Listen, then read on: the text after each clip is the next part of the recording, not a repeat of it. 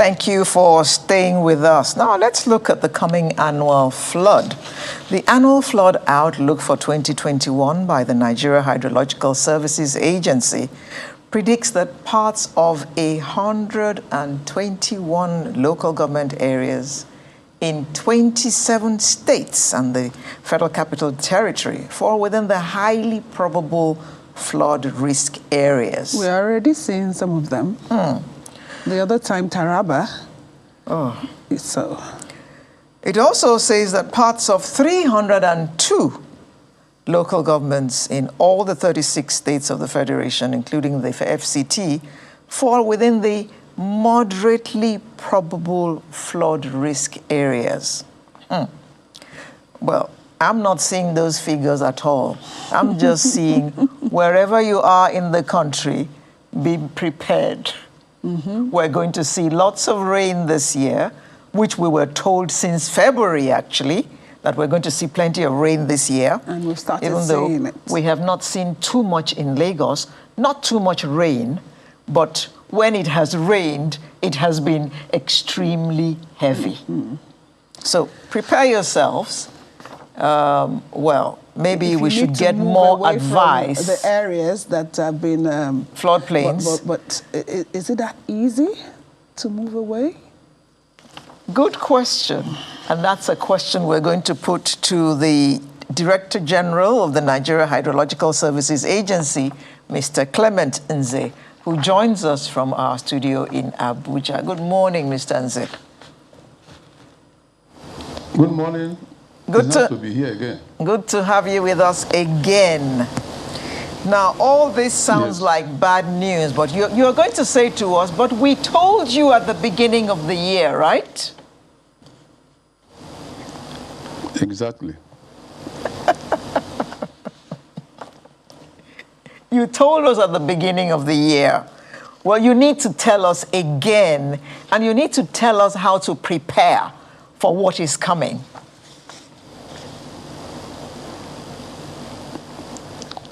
Okay, once again, thank you for having me this morning.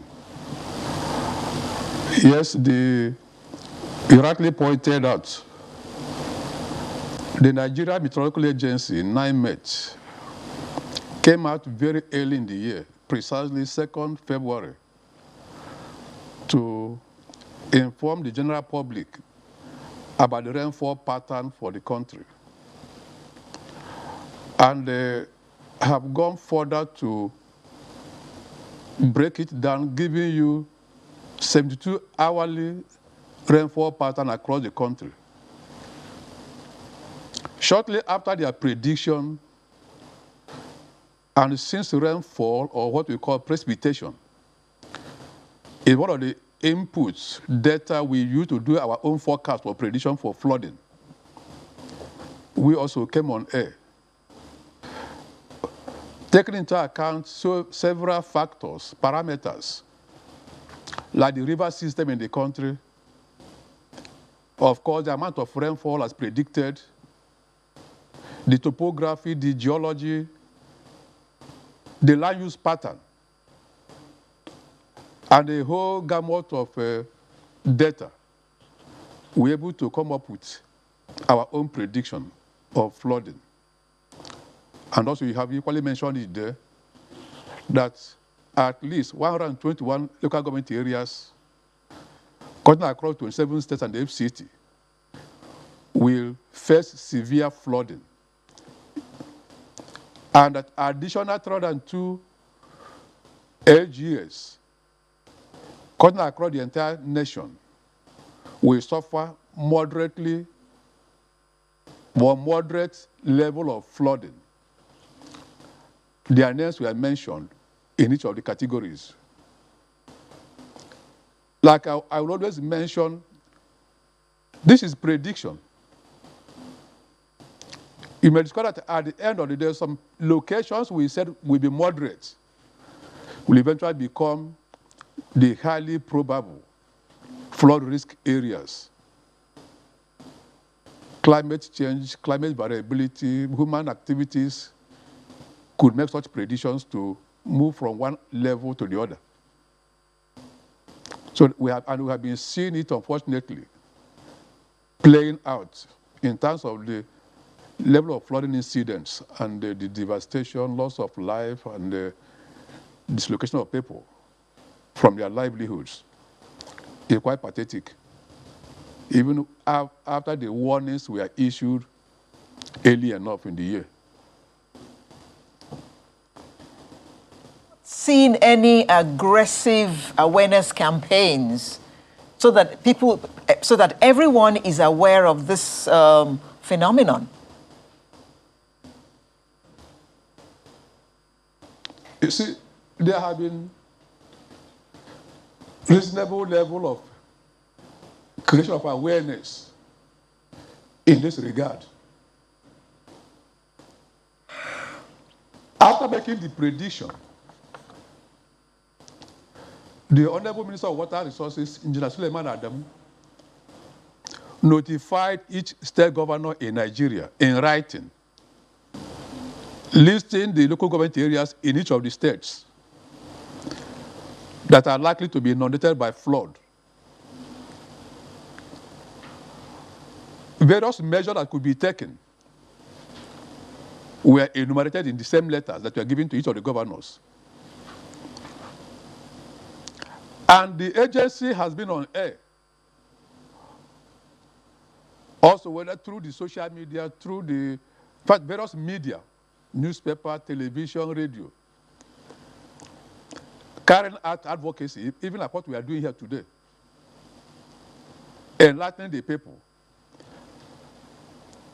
Now, there is a limit to what we as an agency can do from Abuja.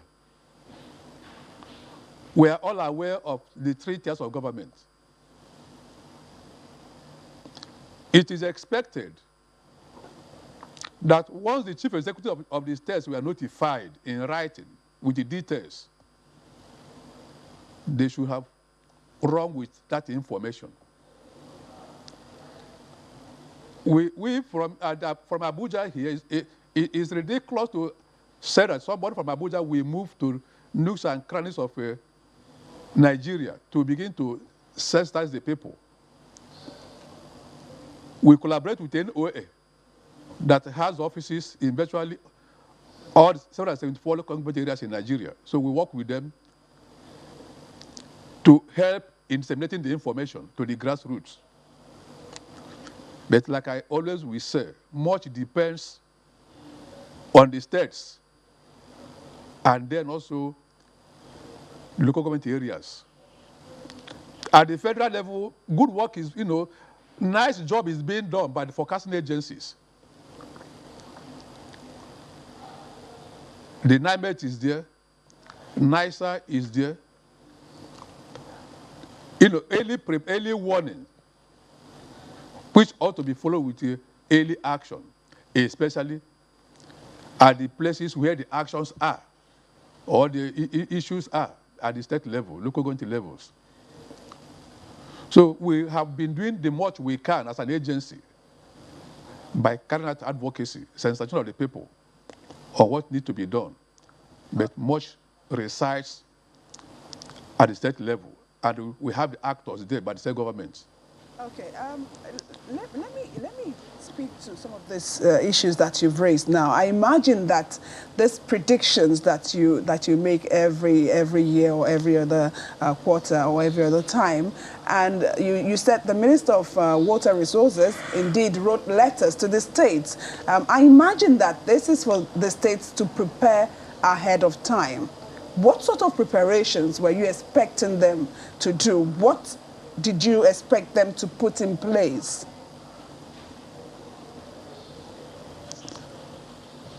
In the letters, like I earlier mentioned, each state governor was informed, notified about these local government areas in their states. What do we expect them to do? To me, to us as an agency, it sounded a little bit unserious when sometime this month, when we are already at the peak of the flooding, the chief executive for a particular state in the south was giving marching orders to a contractor to ensure that the drainages are constructed or finished. I think that was too late in the day. We expect that at that dry season, where there is no much rainfall yet, when the soil is still dry, the soil moisture content is still very low. That should have been the time to begin to clear the drainages. Come with your state, come with each of the local government areas. Are there structures that are impeding the natural flow of runoff? Are there structures that are within the flood plains? In the FCT, for instance, I am aware that the FCT Emergency Management Agency, for several months before the onset of rainy season, has done a lot of sensitization program at the suburbs, the satellite towns. They have demolished a lot of structures. You will see them clearing the drainages that were blocked. Such actions are expected at the state level during the dry season. Let the people be aware. It is true the issue of flooding cannot be eliminated. It's a natural phenomenon, and it is a global issue. What we try to avoid is the disaster aspect of it. Flood on its own is a blessing, a potential hazard, a hazard. But if you have the capacity to handle the hazard, it won't translate to disaster.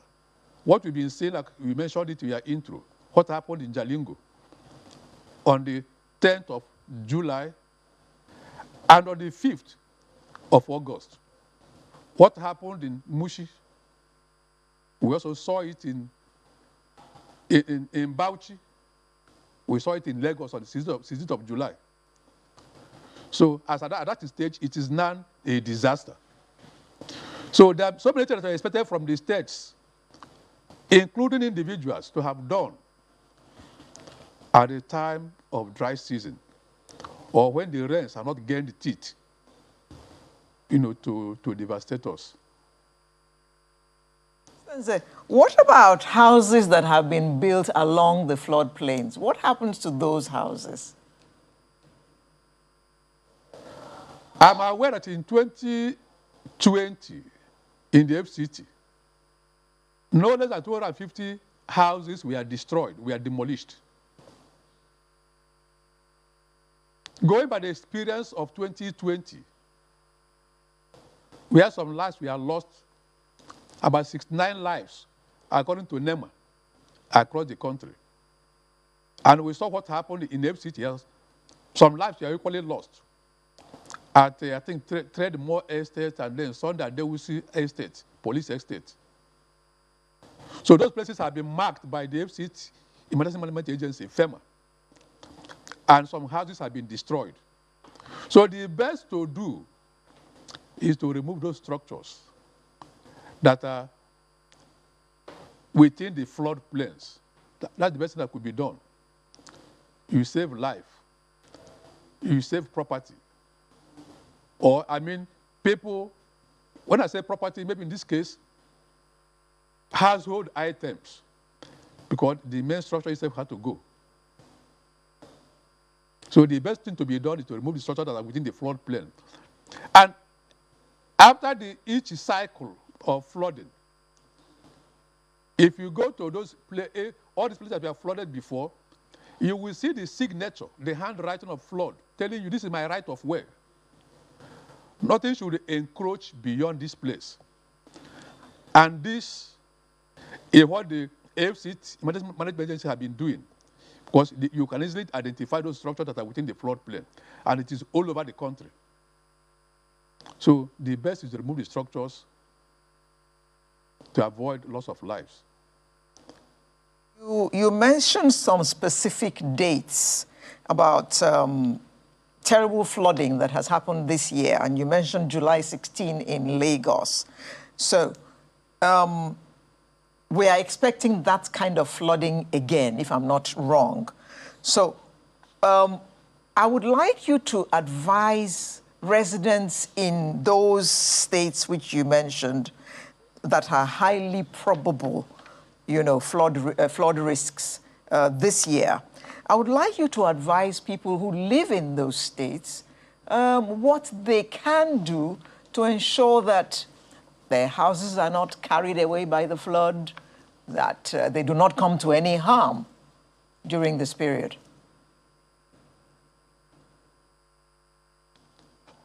To be frank with you, under normal circumstances, it is not easy for people to move. There is this inertia, reluctance to move or to do something new. What we keep advising is that for the sake of your own life, for your own safety, your family, you have to relocate, you have to move, albeit temporarily. We already know the regime, the flooding pattern, the month it will start, and when it will abate. For instance, in Ogun State, Ogun and Lagos states, there is a dam in Abeokuta North, Oyan Dam. Now the authorities that manages that dam, Oguoshi River Basin Development Authority at Abeokuta, has long ago issued a press statement to the two state governments, Ogun and Lagos, notifying them the pattern of release of water for the year. You must release water from the dam. So it behoves the state governments, for instance, these two states, looking at the prediction or the release that at social date we will commence releasing water, say in July, maybe 5 million cubic meters per day. We will open the gate. By social date in July again, maybe around 20th, we will step up to about 8 million cubic meters of water. And as the month or the year progresses, it will be increasing in size because the rainfall intensity is also increasing within that catchment. And maybe by the month of October will be the heaviest. Now, this is already a working document you should use. Move the people. So years ago, I think 2014, I was informed, or we were informed in a forum, in a meeting, that Niger State has what they call wet housing and dry housing. Knowing that there are people that are living within the floodplain, they do their businesses within the floodplain, going by the work they do, farmers, that they constructed some structures upland, so that during the peak of flooding, peak of rainy season, the people will relocate and go to those houses upland and stay there. You could be doing your business maybe in the daytime around that floodplain, but in the evening you move. Or you can even move completely during the flooding season. Maybe about 3 months, depending on where you are. The flood will come and go. So I'm advocating that the state government should be able to help their citizens. And also citizens should take responsibility for their own lives too. You have to be alive to do whatever business you are doing within the floodplains. So that's the much we can tell. Let the government assist, even as it's also being done at the federal level. Following the 2012 flood incident, a committee was constituted by the federal government called Presidential Committee on Flood Relief and Rehabilitation. It is being co-chaired by Alhaji Aliko Dangote and Chief Olisa Abakoba. This committee raised quite some money, and in some states in Nigeria, they built what they call flood hostels. I've been to that of Lokoja. It has all the facilities, like in the secondary school dormitory. I think another two-story building, about 2 of them there, with a clinic, with pipe-borne water or borehole, about 2 of them that are in that same place, with whatever you can think of, you have maybe in a secondary school. They are there. So the state should also assist in this wise, augment what the federal government is also doing. Mr. Nze, it's nice to know that you've said that the federal government is doing certain things. You mentioned sensitization, but it will seem as if it's not getting to the people. So you have mentioned that the state governments will need to clear the drains ahead of time, but what about intensifying that sensitization about proper disposal of waste? So you see someone who is in his vehicle, it takes a bottle of water and then tosses out the bottle after. How do we address that? How do we make the people know that, you know, whatever it is that you throw on the road or just carelessly in terms of nylon bags and things like that, it's going to come back to you somehow? Yes, you are quite correct. This is where we need collaboration. Now, the state government do not just exist, just being there for just answer that there's a state. The things you have mentioned now, education of the people, enlightenment of the people, the states have very relevant apparatus at the state levels. Somebody was saying, I don't know, at one of the states in the southeast, that on Saturday they'll be doing sanitation. So there will be no movement. I know that in around 1984, 85, there was aggressive push in this direction, that people became conscious of it, that you don't just dispose of waste indiscriminately. Even to ease yourself, you cannot do it anyhow. The war against indiscipline permeated through every starter. I was in Lagos. You can't rush to enter a bus. Now, each state has state environmental agencies, state emergency management agency,